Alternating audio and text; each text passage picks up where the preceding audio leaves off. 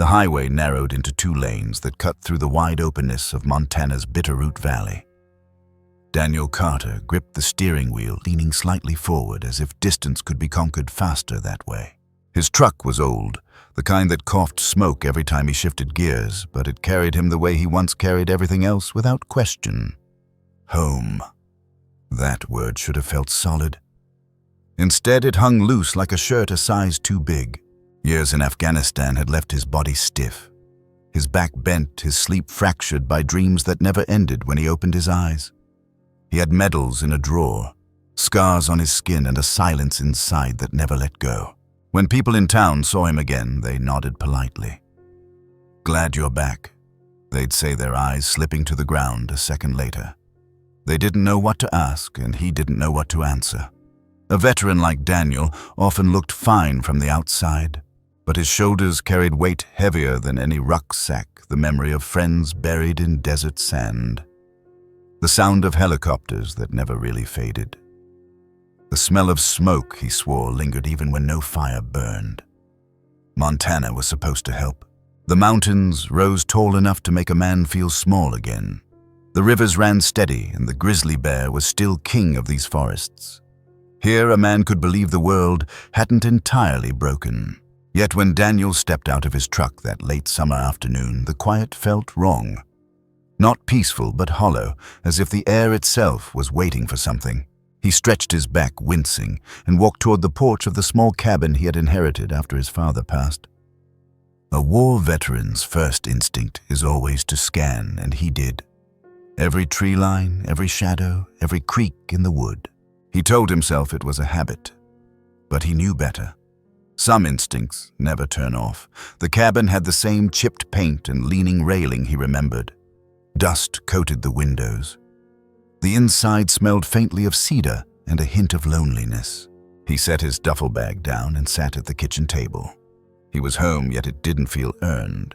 He thought of the one moment overseas that had kept him tethered, a mission in the mountains of Kunar province, when his unit stumbled across a grizzly cub alone, trembling near a destroyed den. Against orders, Daniel had crouched down, pulled a ration bar from his pocket, and extended his hand.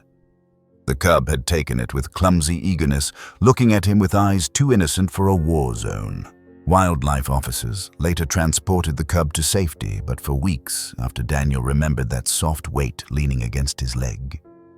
In a place where everything was built on destruction, that cub had been a reminder of what could still be saved. Veterans often talk about anchors. For some, it's a letter from home. For others, it's a photo tucked into a vest. For Daniel, it was a bear cub named Rusty. He had no way of knowing how deep that bond would reach years later. The lesson is simple but rarely spoken aloud. Survival is never just about staying alive. It's about finding someone that makes life worth holding on to. For Daniel, Rusty had been that spark in a place where sparks were rare. That thought haunted him now as he looked out across his family's land. He noticed the fence sagging, the weeds swallowing the old tractor. Everything felt abandoned, but not in the way empty houses feel. It was abandonment with weight, as if someone or something had been left behind. He walked the property, boots crunching on gravel. He paused near the barn, listening. The wind carried the scent of hay, but beneath it a faint smell of rot lingered. He shook it off, convincing himself it was just damp wood. When night came, Daniel sat on the porch, his rifle resting against the wall. He stared into the darkness, hearing crickets, an occasional owl, and silence too heavy to be natural. That night, he dreamed of Rusty again, the cub in the desert chain, clinking where no chain had ever been. He woke with his chest tight and a film of sweat across his back. He told himself it was just a dream, another in a long list of dreams that blurred with memory. But the unease stayed. Days passed. Daniel tried to settle into a routine. He repaired the fence, cleared the brush, and stacked firewood. The work kept his hands busy, though his mind drifted. In town, people asked him if he'd join the veterans group at the community center. He promised he might, though the thought of sitting in a circle of folding chairs under fluorescent lights made him restless. He spent more time walking the edges of the valley, letting the sound of rushing creeks steady his breath. That's when he began to notice signs. A broken piece of chain caught on a log. Tracks too small for an adult grizzly, but too deep for a deer. A tuft of brown fur caught in a wire. Each discovery tightened something inside him. He remembered the cub he had once fed under a desert sun, and the thought came uninvited. What if Rusty hadn't been carried off to safety? What if the world had found another way to chain him? Perspective often shifts in moments like these. Daniel realized that the war had not left him at the border. It had followed him in the form of instincts, memories, and a relentless suspicion that suffering hides in plain sight. And sometimes it does. Veterans learn to read landscapes differently. Where others see fields, they see cover. Where others see shadows, they see threats. Daniel had always been told to let it go when he came home. But perhaps he thought this unshakable awareness was not a curse. Maybe it was a compass. Maybe it was pointing him towards something he needed to see. Late one evening, while walking near the edge of an abandoned logging site, he heard a sound faint enough to be mistaken for the wind. A whimper, short, broken, almost too quiet. He froze. The silence around it felt wrong, just like the silence had felt wrong the day he arrived. And for the first time since coming home, Daniel didn't feel like he was walking alone.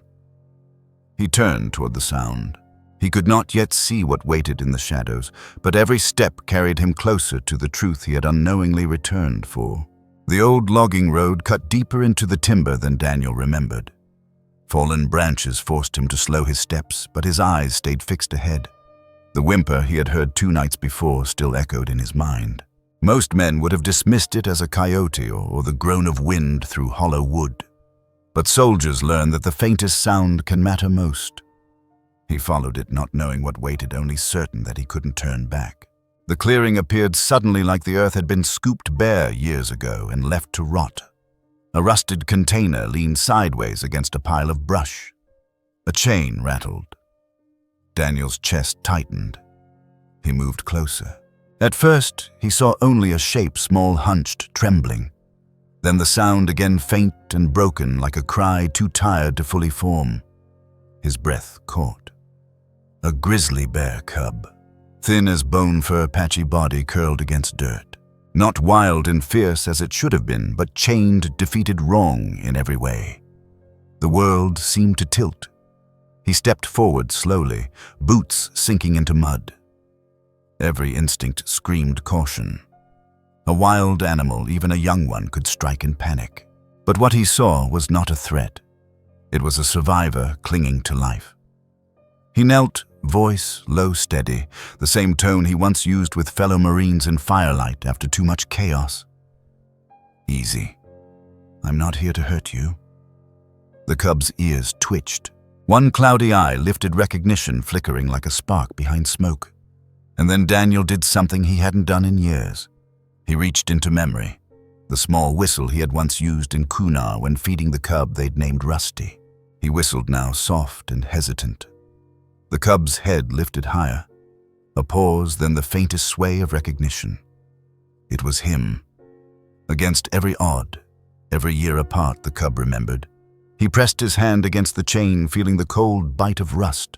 The metal was thick, padlocked, and driven into a stump.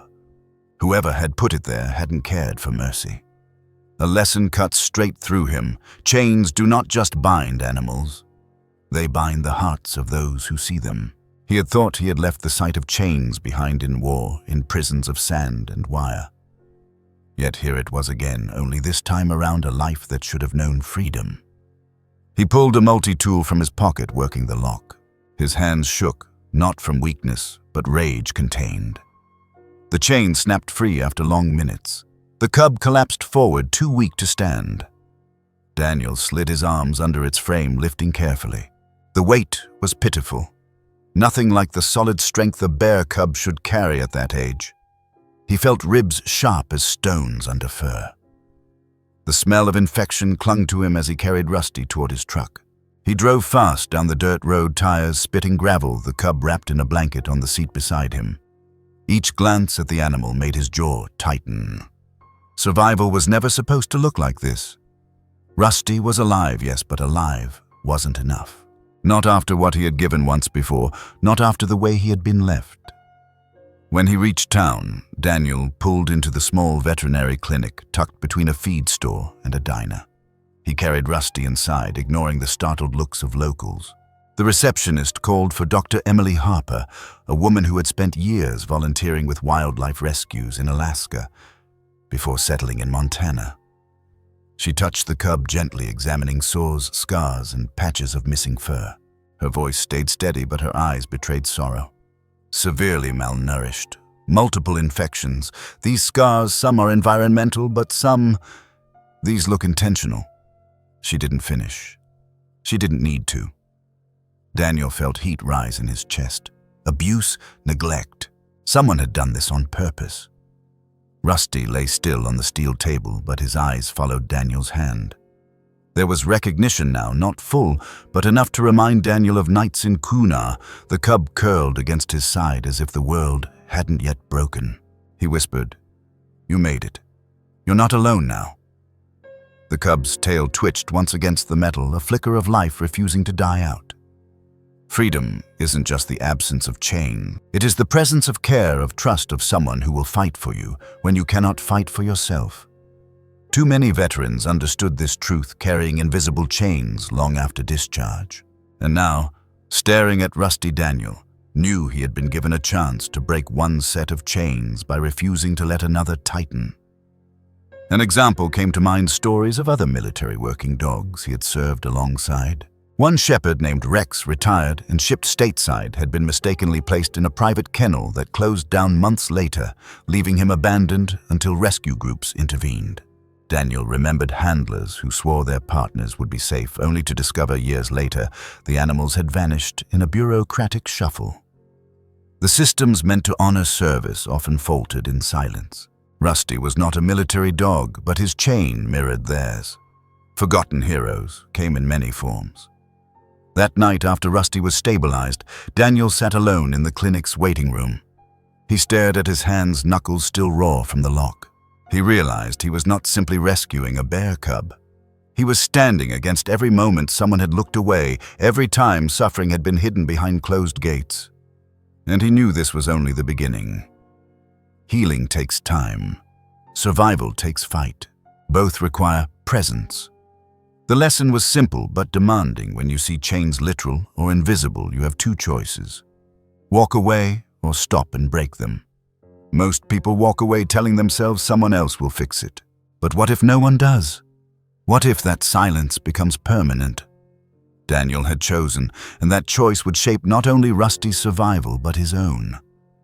He leaned back, closing his eyes, hearing again that first faint whimper in the woods.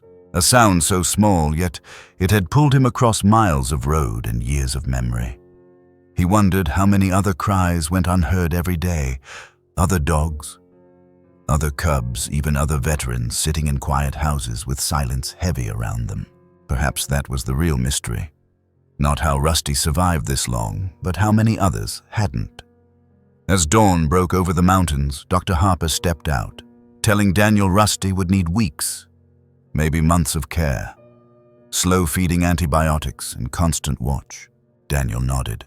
He already knew what she was saying. Without words, healing would not happen quickly.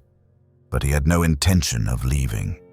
He had fought longer wars. He could fight this one too. He walked back to the truck, the rising sun catching the dust on his windshield. He felt the weight of something new inside him, not the crushing silence of return, but the beginning of responsibility. The shocking discovery wasn't only that Rusty had been chained and left. It was that Daniel had been given the chance to break those chains, and in doing so, to face his own. The road back to his cabin stretched long, but for the first time, Daniel didn't feel like he was simply driving into more silence. He felt like he was carrying a voice with him, one that needed to be heard. The real fight had only just begun. And as he pulled into his driveway, he looked at Rusty, curled in the blanket, breathing shallow but steady, and whispered, "We'll do this together." That whisper was not a promise to the cub alone. It was a promise to every silent survivor, animal or human, waiting for someone to hear their cry. The hum of fluorescent lights filled the veterinary clinic. Daniel sat rigid on the edge of a cracked vinyl chair, his eyes locked on the steel table where Rusty lay. The grizzly bear cub was still chest-rising and falling shallowly. Every time Daniel heard a pause in that breathing, he felt his own lungs catch. He had faced firefights, explosions, and ambushes. Yet nothing in those years had left him this powerless. All he could do was wait. Dr. Emily Harper moved with the focus of someone who had seen too much suffering and refused to let it numb her. She cleaned wounds, checked vitals, and whispered to her assistant in clipped phrases. Finally, she looked at Daniel. He's severely malnourished, infections on the skin, dehydrated. Some of these scars, they weren't accidents. She stopped letting the weight settle. But he's fighting. Her words landed heavy but not hopeless. Daniel leaned forward, resting his elbows on his knees. He remembered battlefields where the injured had to be triaged, decisions made in seconds about who could be saved. Here, no such calculation mattered. Rusty was his responsibility. There would be no walking away. That night, Daniel stayed in the clinic. He sat by the table, hand resting near the cub's paw. The cub stirred, once eyes clouded but searching. Daniel whispered the same steady tone he had used years ago in the desert. "I'm here. You're safe." It wasn't just for the cub. It was for himself too. Survival, he realized, was no longer about charging into danger. It was about sitting still through the slow grind of healing. Over the next days, the first battles began. Feeding had to be measured, small portions of protein-rich mash, carefully spaced, so Rusty's body wouldn't collapse from too much too soon. Daniel remembered the rations he once carried overseas, how starving soldiers had to be reintroduced to food slowly or risk their lives. The same science applies here. A veteran's knowledge born from war now guided him in a quiet room with a fragile animal. It was a strange full circle. Medications followed antibiotics for infection, salves for sores, supplements to rebuild strength. Daniel learned how to clean wounds gently, how to apply bandages without frightening Rusty. Each task became a ritual. He spoke softly while he worked, telling stories of places the cub would never see: the deserts of Kandahar, the mountains of Nuristan, the endless nights under foreign skies. His voice filled the silence, not because Rusty needed the words, but because Daniel did. Speaking kept the memories from hardening into stone. There were setbacks. One night, Rusty refused food, turning away from the bowl. His breathing rattled shallow and uneven. Panic surged in Daniel, old instincts screaming that he was losing himself, but Dr. Harper reassured him. "This is part of it. Bodies fight back in waves. Don't give up." So Daniel stayed awake through the night, hand resting on the cub's back, counting every rise and fall until dawn broke. Exhaustion pressed heavily, but giving up was never an option. Healing isn't linear. Soldiers often expect progress to move in straight lines, mission, objective, result. But bodies and minds do not follow such orders. They stumble, backtrack, surge forward, collapse again. And yet each time Rusty lifted his head, each time he swallowed even a few bites, it felt like a victory, as real as any battle won. The war wasn't against enemies now, it was against despair. Daniel thought of another story, an old comrade who had returned home with his military dog, a German shepherd named Axel. The dog had suffered its own trauma, flinching at sudden sounds, pacing through nights, eyes never resting. His handler had spent months retraining Axel with patience. Gentle commands, slow exposure, trust rebuilt one moment at a time. Daniel saw the same fight now in Rusty. Not just survival, but the slow relearning of safety. Courage is not the absence of fear or pain. Courage is showing up again and again when the outcome is uncertain. Rusty didn't know he was being brave, but each attempt to eat, each flicker of recognition in his eyes was an act of courage nonetheless. And Daniel, sitting through the long nights, was learning the same lesson for himself. Days turned into weeks. Rusty began to respond. A small wag of his tail when Daniel entered, a nuzzle against his hand during feeding. Tiny things, almost invisible, but to Daniel, they felt monumental. Trust was returning, not all at once, but piece by piece. The chains that had bound Rusty's body were gone, but the invisible chains, the fear, the memory of neglect, took longer. breaking those required consistency, presence, and a refusal to quit. This behind-the-scenes battle often goes unnoticed. People see the dramatic rescue, the viral photos, but not the long grind that follows the measured diets, the sleepless nights, the careful retraining of instincts. Daniel learned that the real work of animal rescue and human recovery happens not in grand gestures but in the quiet repetition of care. Feeding, cleaning, waiting. Speaking softly until trust returns, the kind of work that requires endurance more than strength. And then one morning, Rusty stood on shaky legs and walked to the door of the clinic enclosure. It was clumsy, unsteady, but deliberate. Daniel watched, hardly daring to breathe. The cub looked back at him as if asking permission, and Daniel opened the door. Rusty stepped outside into the sunlight, squinting, sniffing the air. It was only a few feet, but it felt like a mile. Daniel's chest ached with relief. The first real battle had been won. In that moment, Daniel realized something else saving Rusty was saving him. Each small victory the cub achieved reminded Daniel that healing was possible even when it felt unreachable. He saw parallels in his own fight with PTSD. The sleepless nights, the sudden panic, the weight of memories. Rusty's progress gave him hope that he could progress too. Healing, after all, was a two-way street. Animals and humans share more than people admit. Trauma binds them, but so does recovery. Trust can be broken in both, but trust can also be rebuilt. And sometimes it takes one survivor to remind another that life is still worth choosing. By the end of the first month, Rusty was stronger. Still thin, still scarred, but alive with a spark that had been absent. He responded to Daniel's presence with curiosity instead of fear. He ate with a steadier appetite. He even let out a low rumble one evening, not a growl, but a sound of recognition, almost gratitude. Daniel felt it in his bones. This cub, once chained and forgotten, was learning to live again. The mystery remained, though. How had Rusty ended up in chains in the first place? Who had left him there? And why Daniel carried those questions quietly? He knew answers would come later. For now, his focus stayed on the battles he could fight. Healing, feeding, rebuilding trust. The time for truth would arrive. Until then, he chose presence over speculation. As Daniel loaded Rusty into his truck to bring him home, for the first time he felt a shift. He was no longer just a veteran stumbling through silence. He was a caretaker, a guardian, a witness to resilience.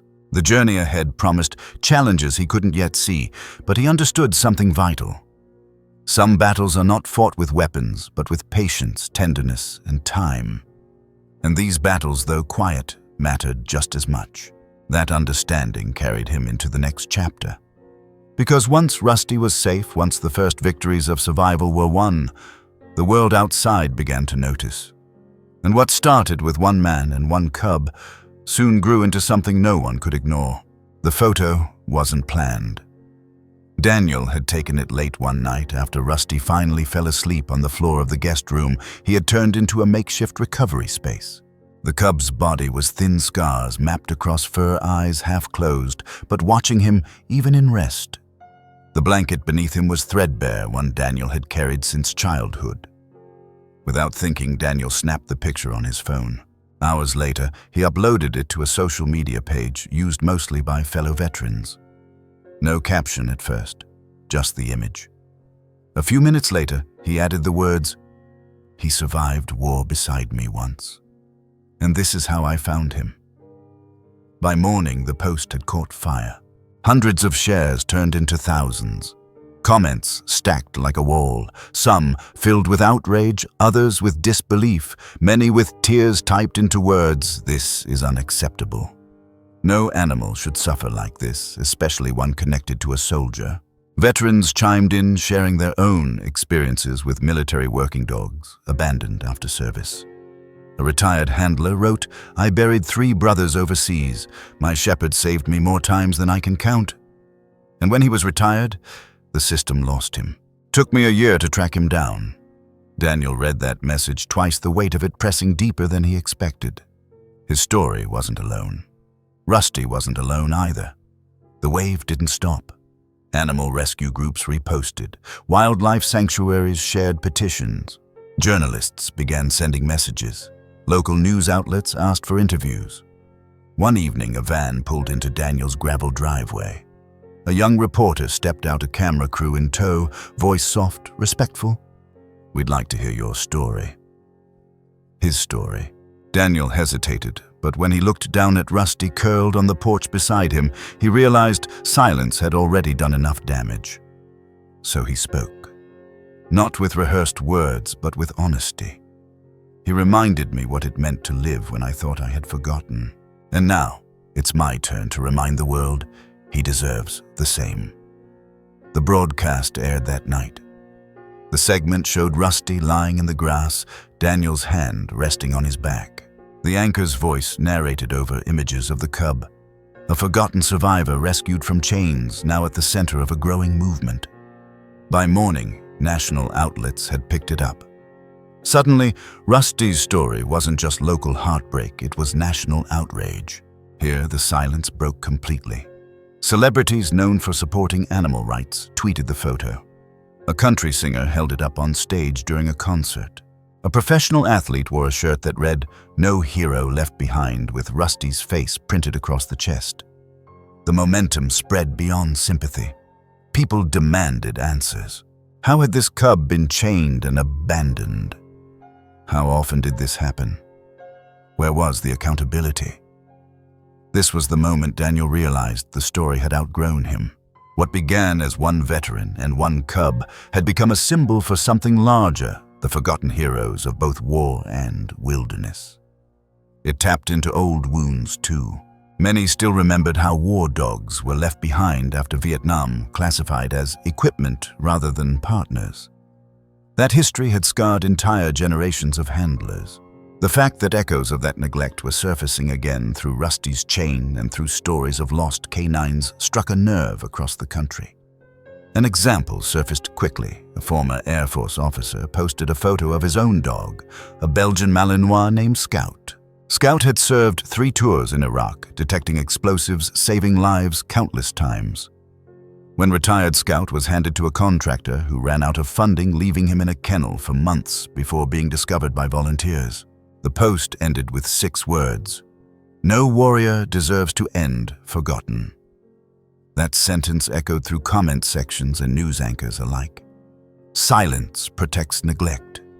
Chains remain hidden until someone forces the world to see them. Daniel hadn't planned on being that someone, but now he was. And the outcry wasn't just about a cub anymore, it was about the systems that had allowed too many silent survivors, human and animal, to slip into shadows. A fresh perspective settled in Daniel's mind. Perhaps the real battle wasn't fought overseas anymore. Perhaps it was fought here in living rooms and town halls, in comments and petitions, in every heart that chose to care instead of turning away. Rusty's story carried a question that viewers couldn't ignore. Would you adopt a retired war dog if you had the chance? Would you step forward when no one else did? That question spread whispered through posts, spoken aloud in interviews, debated in coffee shops. People who had never met a veteran, never seen a grizzly bear up close, suddenly felt connected. They saw in Rusty the vulnerability of every creature that serves without being asked. They saw in Daniel the reflection of every veteran trying to rebuild in silence. The calls grew louder. Lawmakers received letters. Advocacy groups drafted proposals demanding federal oversight for retired canines and stricter penalties for wildlife neglect. An online petition titled "Justice for Rusty and Forgotten Heroes" gathered tens of thousands of signatures in days. What had begun with one photo was now a national conversation. Daniel watched it unfold from the quiet of his cabin. He saw the news clips, the headlines, the tidal wave of attention. But when he turned away from the screen, the reality remained simple. Rusty still needed to be fed carefully. Wounds still needed to be cleaned. Nights were still restless. Outrage alone could not heal. Healing required the slow, repetitive work he had already committed to. And so he balanced both worlds, the national stage that demanded answers and the small, steady acts of care that saved one life at a time. The mystery lingered, though. Who had chained Rusty? How had he ended up abandoned in the woods of Montana? Those questions circled every interview, every article, but no answers came. Daniel didn't press. He knew some truths emerged only with time. For now, the focus remained on the present. Rusty was alive, his story was heard, and silence had been broken. In the weeks that followed, Daniel began to receive letters from strangers. One was from a widow in Texas whose husband had served with a K-9 unit in Afghanistan. "My husband trusted his dog more than anyone," she wrote. "When he passed, that dog saved me from loneliness. Please don't stop telling Rusty's story. It matters." Another came from a high school student in Oregon. "I've never met a veteran. I've never seen a bear. But Rusty made me believe heroes come in all shapes. Thank you." Daniel read each letter aloud to Rusty in the evenings, voice soft, steady. Rusty would tilt his head, listening. Maybe he didn't understand the words, but Daniel believed he understood the tone, the same tone that once saved him. The silence that had once haunted Daniel's return to Montana no longer felt hollow. It had been replaced with voices, thousands of them echoing across the country. And those voices carried more than sympathy. They carried momentum. Momentum that would push Daniel into the next fight, not just rescuing one cub, but challenging the systems that let chains tighten in the first place. That's where the story turned next, from public outrage into a deeper question: how could this have happened at all? And what could be done to make sure it never happened again? The letters kept coming. Emails, phone calls, and donations slipped into envelopes with scribbled notes. People from across the country wanted to help Rusty. But the louder the support grew, the more Daniel began to hear a harder truth. Rusty's suffering wasn't just an accident. It was the outcome of systems that were supposed to protect, yet looked away. He thought first of the military dogs he had served beside. In Afghanistan, they were never called pets. They were partners. He had watched a Belgian Malinois named Shadow detect a hidden AED seconds before the patrol crossed the path. He had seen a Labrador named Chief find a cache of weapons that saved an entire village. These dogs weren't background, they were soldiers. Yet when service ended, too many slipped through cracks. The history was long, and it was bitter. After Vietnam, thousands of military dogs were classified as equipment. When American forces pulled out, many were left behind, euthanized, or handed to Allied forces with no tracking. Handlers returned home, carrying medals in one hand and grief in the other, never knowing what became of the partners who had saved them. The official apology came decades later, but the damage could never be undone. Even now, with policies improved, mistakes remained. By law, retired military canines can be adopted by their handlers. But paperwork is slow. Records are incomplete, and some dogs still end up transferred to private contractors when the military downsizes or reorganizes. Contractors take on dozens at a time, often with limited resources. Some do their best, others fail. And when they fail, dogs are lost in the shuffle. A number never makes it back into homes.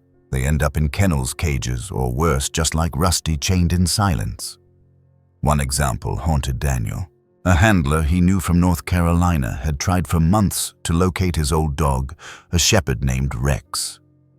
Each call led to another office, another form, another dead end.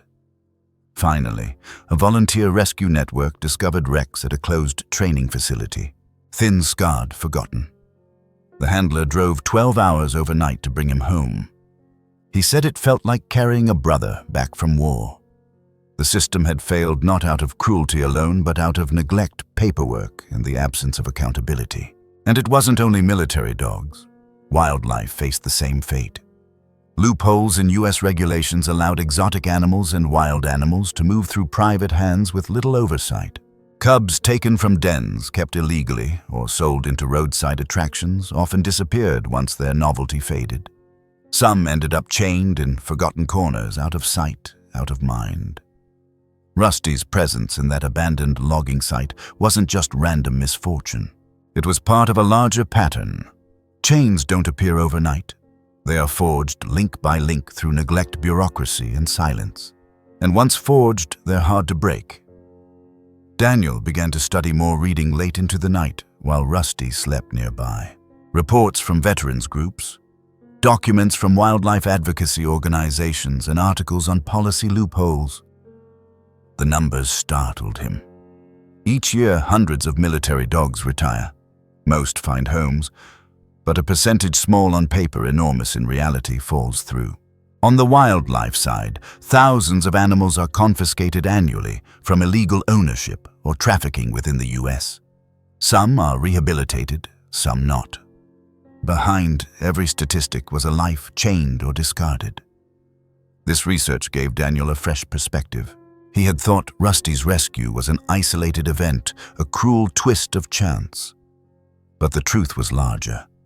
Rusty was a mirror held up to two broken systems, how the nation treated its four-legged soldiers and how it overlooked its wild animals. Both served without choice. Both deserved more than neglect. Community voices echoed this truth. A neighbor down the valley told Daniel about cubs found in cages near an abandoned roadside zoo. A fellow veteran described adopting a retired canine only to discover severe untreated health issues. Stories surfaced everywhere once people began speaking. Silence had hidden them. Outcry revealed them. And yet amidst the failures, Daniel also saw seeds of hope. Volunteers who drove hundreds of miles to transport neglected animals to sanctuaries. Retired handlers who built networks to track missing dogs. Small-town vets who gave hours of unpaid labor to nurse creatures back to life. The system failed often, but people, when moved, found ways to fill the gaps. Institutions may falter, but individuals can stand. Change rarely begins at the top. It begins with someone breaking a chain, writing a letter, refusing to accept silence. Daniel hadn't planned to be that someone, but the role had found him. And now every time he looked at Rusty, he knew he couldn't stop. The mystery still lingered. How had Rusty, once seen as a symbol of hope in Afghanistan, ended up in Montana under a chain? Paperwork would never tell the whole story, but maybe the story itself mattered more than the explanation. Because Rusty's presence, chained and scarred, had pulled thousands into awareness, the chain had become a rallying point.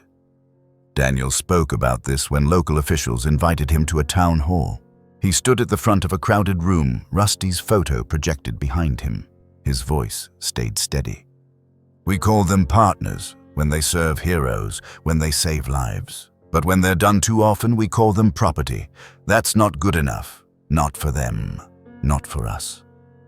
The room fell quiet, not from disinterest, but from the kind of silence that means listening. By the time he left, signatures filled petitions for better tracking of retired canines and stronger enforcement of wildlife laws. Small steps, but steps nonetheless. A new perspective crystallized that night. The fight was no longer only about saving Rusty. It was about building something larger, an answer to the systems that failed. For Daniel, a man who once thought his battles ended overseas, the realization was startling. His war was not over. It had simply changed fields. When he returned home, Rusty was waiting. The cub's eyes, brighter now, followed him as he entered. Daniel sat beside him, running a hand through thickening fur. He whispered, "We're going to fix this, you and me." Rusty nudged closer, as if in agreement. That promise marked the beginning of a new chapter. Because healing one cub wasn't enough. The movement was growing, and soon Daniel and Rusty would discover what it meant to fight not against chains alone, but for a future where no survivor was forgotten. The cabin became more than a home. It turned into a place of recovery for both a man and a cub who had been chained in different ways. Daniel cleared out the guest room, laying thick blankets along the floor. He built a corner pen not as a cage but as a sanctuary where Rusty could rest without fear. Each morning began the same. Daniel crouched, low bowl in hand, voice steady. "Easy, buddy. Small steps." Rusty would sniff, hesitate, then eat slowly, his body still learning how to accept nourishment again. The process wasn't smooth. Some days Rusty refused food. Some nights he woke in panic, pawing the walls, eyes wide with memory of chains. Daniel knew the feeling too well. He woke often with sweat on his back, heart-pounding images of desert nights crowding his mind. On those nights, he would sit beside Rusty, both of them trembling in silence until calm returned. Survival, he learned, was easier when you didn't do it alone. One evening, as a storm rolled over the valley, Daniel sat reading letters from strangers. Many had written about their own rescues, dogs pulled from shelters, cats saved from roadsides, even veterans who found solace in animal companions. One line struck him: "Sometimes healing is not about what you do for them, but what they remind you to do for yourself." He looked at Rusty curled nearby, fur slowly thickening, eyes half closed but alert. The truth of those words settled deep. Recovery is rarely one-directional. People imagine rescuers as saviors, animals as the saved. But in reality, healing moves both ways. Every time Daniel fed Rusty, every time Rusty leaned against his hand, something in Daniel's own fractured spirit stitched together. There were examples all around him. A fellow veteran from Helena had paired with a retired military dog through an adoption program. He told Daniel how the shepherd woke him from nightmares, nudged him back into presence when panic rose. Another story came from a wildlife sanctuary in Wyoming, where orphaned black bear cubs had been raised until they were strong enough to roam safely. In both cases, the line between rescuer and rescued blurred. It was never just one saving the other. It was always both. Daniel found comfort in rhythm. Mornings were for walks by the creek. Rusty moving slowly at first, paws dragging, then growing steadier with each day. Afternoons were for feeding and grooming. Evenings were for sitting together on the porch, watching the sun sink behind the Bitterroot Mountains. Each moment was small, but together they formed a pattern of healing. Still, there were setbacks. Rusty's infections flared once, requiring another round of antibiotics. Daniel's back pain grew worse after long nights on the floor beside him. But through it all, they remained. Presence was the true medicine, and both learned to trust it. A fresh perspective dawned on Daniel during one of their walks. Rusty paused at the edge of the forest, ears twitching, nose lifted. He was no longer the skeletal cub chained to a stump. He was becoming himself again, wild, cautious, but alive with instinct. Daniel realized he couldn't protect Rusty forever, not in the way chains once had. Protection wasn't about holding tight. It was about creating space to grow. The same truth applied to himself.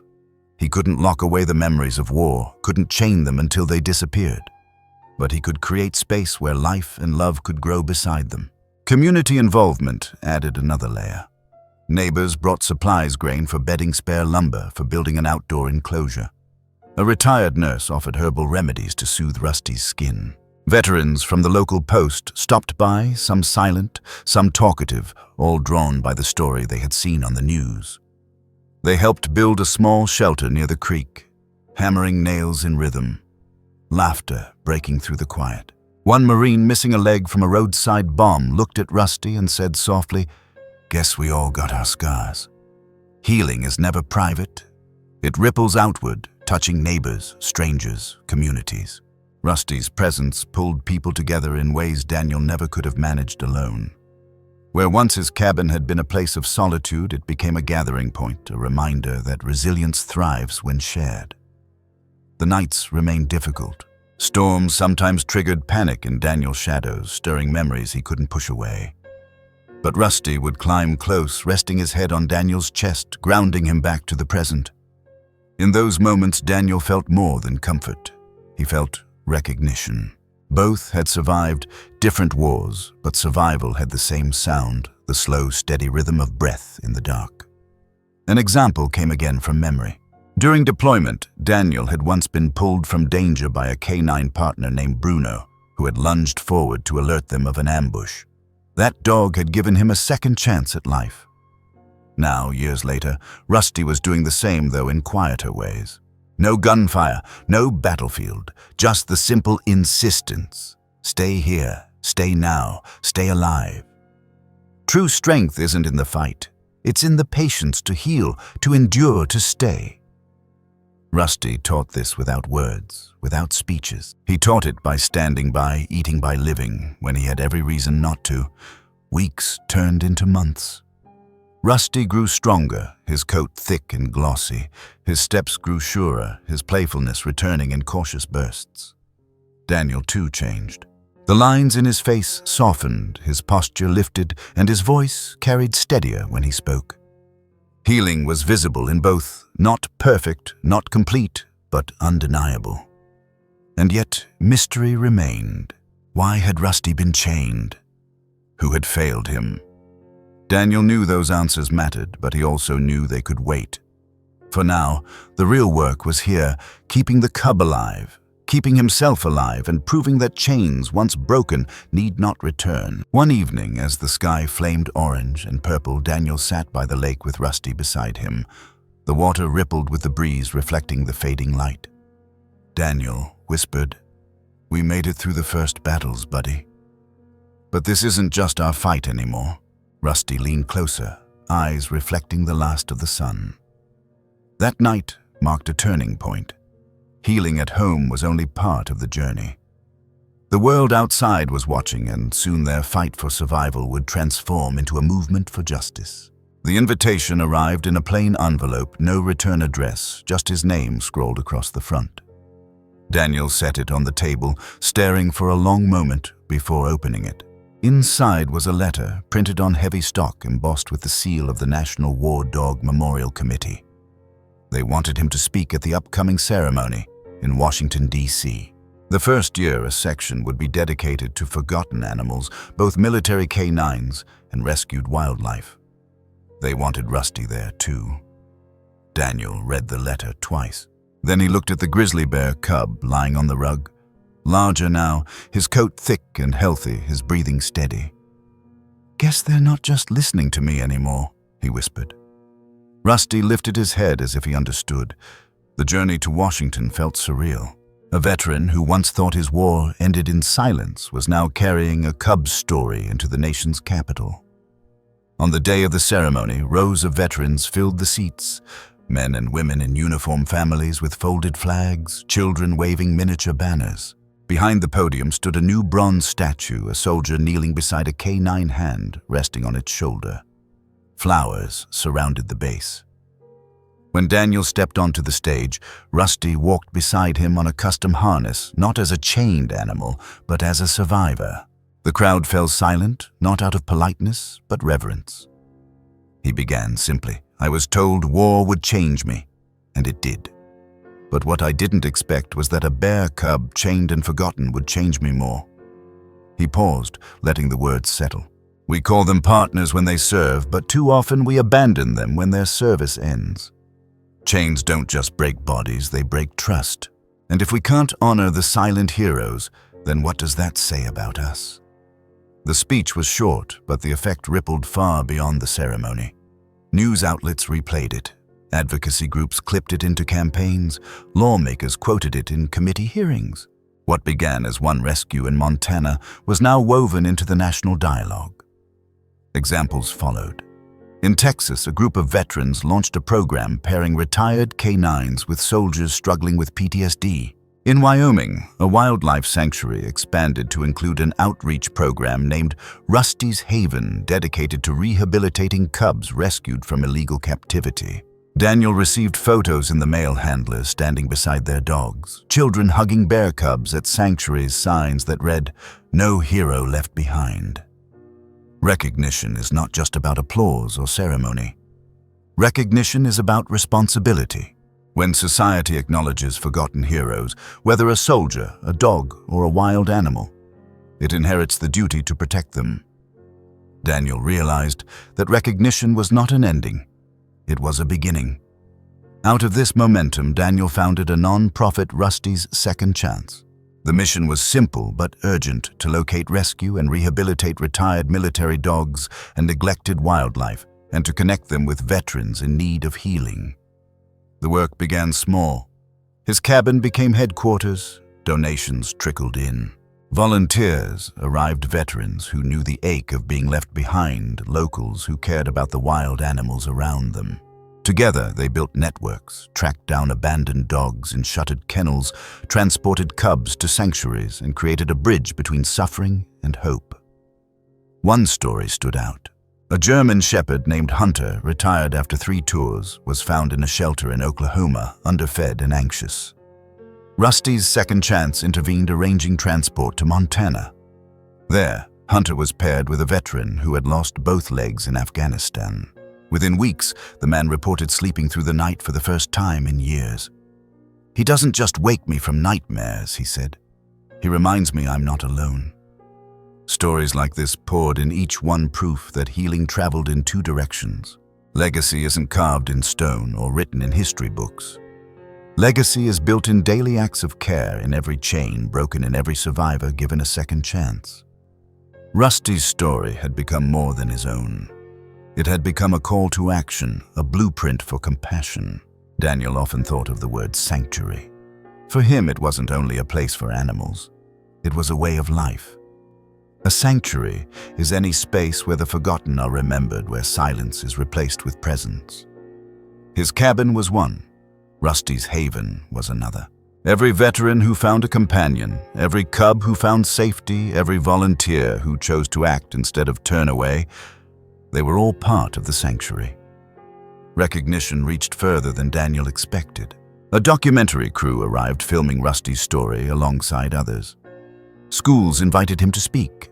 Children sent drawings of bears with chains, broken dogs with medals around their necks. He pinned them on the cabin wall, reminders of why the fight mattered. Still, Daniel remained humble. He knew recognition carried risk. Applause could fade, headlines could move on. What mattered wasn't the noise, but the work that continued after. So he focused on the daily tasks, feeding building enclosures, coordinating rescues, answering calls at midnight. Legacy, he realized, wasn't about a single moment of glory. It was about showing up every day when no one was watching. The mystery of Rusty's past lingered unsolved. Who had chained him and why he had been left, those questions remained unanswered. But perhaps the answers no longer mattered.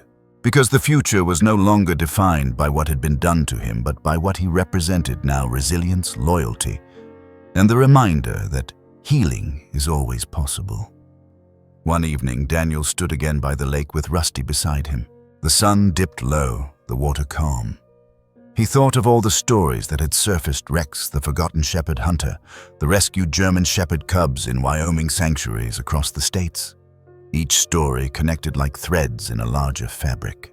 And woven through them all was one truth: compassion, once sparked, doesn't end. It spreads. He whispered, "We've come far, buddy, but there's more to do."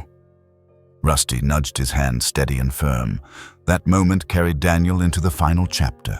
Recognition had turned into responsibility, and responsibility into legacy. But as Rusty grew older, the question loomed: what would their journey leave behind when time ran out? The air was sharp that morning, carrying the scent of pine and riverstone. Daniel rose before the sun, moving slowly through the cabin until he reached the door. Rusty was waiting, his once thin frame now filled with the quiet strength of years well lived. The cub who had once been chained and broken was now a full-grown grizzly, scarred but steady. He walked beside Daniel toward the lake paws, pressing softly into the damp earth. They sat together at the water's edge as they had countless times before. The surface reflected the faint blush of dawn ripples spreading outward with every breeze. Beside Rusty was a younger presence, a new bear cub recently rescued from another failed roadside menagerie. Skittish, uncertain, he kept close eyes darting between Daniel and Rusty. Daniel watched as Rusty leaned, brushing the cub gently with his shoulder, a small gesture but powerful. Legacy wasn't spoken. It was shown. Daniel remembered the first night he found Rusty chained in that forgotten logging site. The way the chain rattled, the hollow sound of neglect. He remembered his own silence after the war, the nights when words never came, and he felt invisible. And then he looked at the scene before him, now a survivor guiding another, a man once fractured, finding wholeness in the quiet. The story had come full circle. The explanation for why Rusty's story mattered spread across more than just his rescue. It mattered because it revealed how healing is never about one life alone. A rescued cub inspired sanctuaries across states. A viral photo turned into legislation. Forgotten military dogs were tracked and reunited with their handlers. Communities came together. It wasn't the chain that defined Rusty, it was the breaking of it and everything that followed. An example sat close to Daniel's heart. A veteran from Colorado wrote to him after adopting a retired military canine through Rusty's second chance. In his letter, he said, "For years, I thought I couldn't face mornings anymore. Then this shepherd came into my life. Now every dawn I walk with him, and I find a reason to keep going." Daniel folded that letter carefully and kept it near his bed. It reminded him that the work they had started together was reaching further than he ever imagined. Freedom is not given once. It is earned, protected, and passed on. For veterans, for dogs, for wild animals, like Rusty, survival is only the beginning. What transforms survival into life is the presence of trust, loyalty, and compassion. Chains are heavy, but they are not the end. They are a test of whether someone will stop to break them. Knowledge followed those lessons too. Daniel had learned that PTSD is not only a human struggle. Animals carry trauma in their bodies just as people do: hesitant steps, sudden fear at small noises, restless nights. Studies show that military working dogs often mirror the anxiety of their handlers, recovering only through patient care and steady presence. Rusty's recovery taught Daniel that healing is a shared language spoken in actions rather than words. Humans and animals both thrive when they are seen, understood, and given the chance to trust again. Emotions ran deep as Daniel watched Rusty settle by the younger cub, the lake glowing brighter with the rising sun. He felt gratitude that he had followed that faint whimper in the woods years ago. Gratitude that he had chosen to stay through the long nights of recovery. Gratitude that Rusty had not only survived, but become the heartbeat of something greater. The silence that once haunted Daniel's return from war no longer felt empty. It was now filled with presence, letters from strangers, stories of rescues, footsteps of volunteers, the steady breath of a grizzly by his side. Legacy is not built in grand monuments or headlines. It is built in quiet mornings, in the steady rhythm of care, repeated day after day. Rusty's true legacy was not in the speeches or ceremonies. It was in the way he leaned against a frightened cub, in the way veterans across the country now found healing with dogs, once forgotten, in the way children learned that compassion could ripple further than chains ever could. As the sun rose higher, Daniel placed a hand gently on Rusty's back. "You showed me the way," he whispered. The bear didn't move, but his steady breathing was answer enough. A new day had begun not only for them, but for everyone who carried their story forward. Now the story rests with you. Ask yourself, where are the chains in your world? Whose silence is waiting for you to hear it? It might be a veteran down the street, an animal in need of rescue, or even a part of yourself you've tried to forget. The question is not whether chains exist. The question is whether you will stop long enough to break them. If Rusty's journey touched your heart, let it remind you of your own power to act. Reflect on the ways you can bring sanctuary into your life and into the lives of others. And if you believe in second chances and compassion that grows stronger when shared, then stay connected with us. Like this video, subscribe to the channel, and join a community that refuses to let the forgotten remain unseen. Together, we can make sure no hero, human or animal, is left behind.